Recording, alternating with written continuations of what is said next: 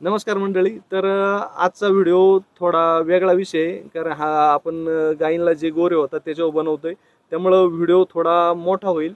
पण व्हिडिओ हा तुमच्या आमच्या शेतकऱ्यांच्या नक्कीच कामाचा आहे. आता थोडा वेळ होत आहे, म्हटलं बसलोय सावलीला तर एक व्हिडिओ बनवू. तर काय झालंय, काल गावाला चाललो होतोय.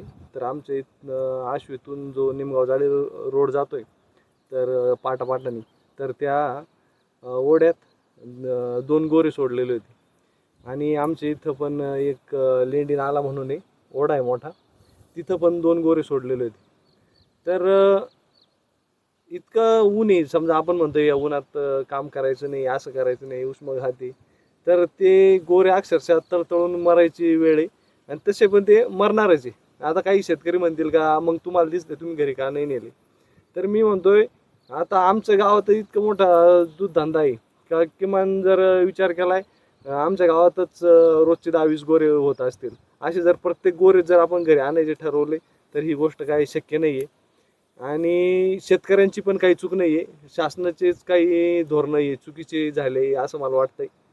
कारण एक तर दूधधंदा हा तोट्यातच आहे. आणि त्यात जर हे करत नाही. आणि मी काय म्हणतोय, जर आपल्याला गोवंश जर वाचवायचं होत आहे ना, तर मग शासनाने किंवा या गोशाळेवाल्यांनी काहीतरी हेल्पलाईन नंबर द्यावा. आणि हे गोरे जे आहे हे त्यांनी सांगावं की आम्हाला आज इथं इथं आणून द्यावे. आणि मग हे शेतकरी तिथं जाऊन हे गोरे पोच करतील.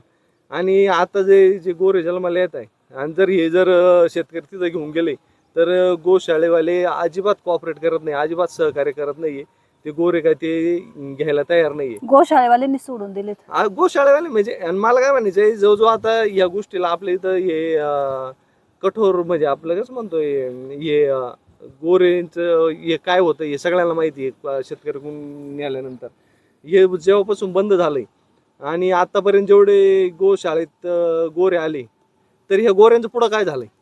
कारण आता जर गोशाळेत जर जाऊन पाहिले तर तिथं पाहिजे होती वर्ष 2 वर्षाचे गोरे तिथं. तर हे सगळे गोरे हे मरूनच जात आहे. असे काही तिकडं जाऊन ते मरणारच होते. आणि ते एका झटक्यात मेले असते तर इकडं हळूहळू तडफडून मारायची वेळ ह्या गोऱ्यांवर आली आहे. आणि शेतकरी पण काय करणार, किती दिवस हे गोरे सांभाळणारे. आणि समजा सांभाळले जरी, प्रत्येक आता एक एक शेतकरी समजा 10 गाई आहे, 20 गाई आहे, तिथं जर प्रत्येक झाले 4 गोरे 2 गोरे आणि तिने सांभाळले, मन सांभाळून यांचं पुढं करायचं काय. ह्या गोऱ्यांचं म्हणजे पुढं जाऊन आता हे नाही, जर काही शेतीच्या कामाचे आपण जे गावरान गाईचा वंश आहे तो जर ठीक आहे, तो वंश आपला काहीतरी कामाला येतोय, हे काही शेतीच्या कामाचे नाही.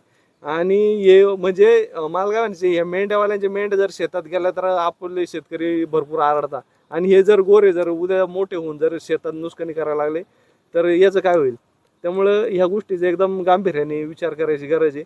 आणि बरेचसे म्हणतील का तुम्हाला आईबाप लई म्हणजे असं कमेंट असता का तुम्ही आईबाप म्हातारे झाले तर तुम्ही असंच करता का.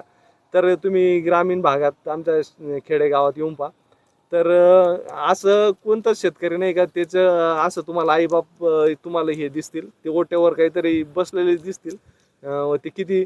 आणि हे जे कमेंट करताना हे शहरी भागातले यांचेच आईबाप तुम्ही पहा, यांचेच आईबाप हे तुम्हाला वृद्धाश्रमात भेटतील. त्यामुळे शेतकऱ्याला काही शिकवायची गरज नाही आहे.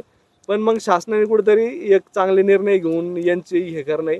आणि बरेचसे आपण पाहतो का व्हिडिओवर आता गोतस्कर चालले होते, गोरक्षकांनी ते तिथून ते गोवंश वाचवले. अहो ते वाचवले नाही, ते वाचून ते आणताय गोशाळेत, तिथं पण ते गोशाळेत येणार आहे. आणि ते 4-6 दिवसांनी तिथं पण मरणार आहे, तिथं काही ते मोठे होणार नाही. त्यामुळे ते एकदा असे मेले काय आणि असे मेले काय सारखंच होऊ राहिले. त्यामुळं शासनाने काहीतरी योग्य निर्णय घ्यावा. आणि आणि जे काही आहे का बरेचसे शेतकरी म्हणतात का शॉर्टेड सिमेंट, पण मग सरकारनेच याच्यावर काहीतरी निर्णय घेऊन शेतकऱ्यांना त्यांनी शॉर्टेड सिमेंट उपलब्ध करून दिले पाहिजे. ह्या मताचा माणूस मी आहे. आता व्हिडिओ बराच लांब झालाय, पण एकदम शेतकऱ्याचा हा जिव्हाळ्याचा विषय. कारण याच्यामुळं दूधधंदा भरपूर अडचणीत आलाय. आणि कुठं पण जावा दुर्गंधीचं प्रमाण वाढलंय. प्रत्येक गावाच्या कडेला ते 4-2 वासरं मेलेले. आणि बिबट्यांना ते फुकटचं खाद्य पण झालंय. पण मग याच्यामुळं काय होणार आहे, बिबट्यांची दहशत हो वाढली. बिबटे आणखीन वाढणार आहे ते, कारण त्याला हे फुकटचं खाद्य भेटू राहिले. बिबटे गोठ्याच्या दिशेने जास्त वाटचाल हो, करायला हो. लागले आता. आणि आज गोठ्या दिशेने करताय छोट्या वासरांच्या, उद्या मोठ्या गायांवर पण करतील. आणि आणखीन एक त्यातला पुढचा मुद्दा पण असा की आमची इथं चिखली म्हणून गावी मागच्याच वर्षी तिथं असंच जनावर मेलेलं होतं, कुत्र्यांनी खाल्लंय, त्याच्यात पिसळलेलं कुत्रं होतंय. तर ते कुत्रं गावभर हिंडलंय, पूर्ण गावाला लसीकरण घ्यावं लागलंय. म्हणजे एक याच्यामुळं भरपूर पुढं जाऊन आपल्या काय म्हणतात अडचणींना आपल्याला तोंड द्यावं लागणार आहे. त्यामुळं हा जो गोर आहे जो म्हणतोय आपण, इतका विषय गंभीर होत चाललाय की त्याला काही माप नाही. त्यामुळं आता ह्या व्हिडिओ जे सहमत असतील त्या शेतकऱ्यांना तिने आपला व्हिडिओ लाईक करा आणि जर व्हिडिओ आवडला तर नक्कीच पुढं शेअर करा, कारण एकदम शेतकऱ्याच्या जिव्हाळ्याचा विषय. आणि ह्या कारणामुळं भविष्यात हा दूधधंदा भरपूर अडचणीत येणार, ही तर फक्त सुरुवात आहे. धन्यवाद.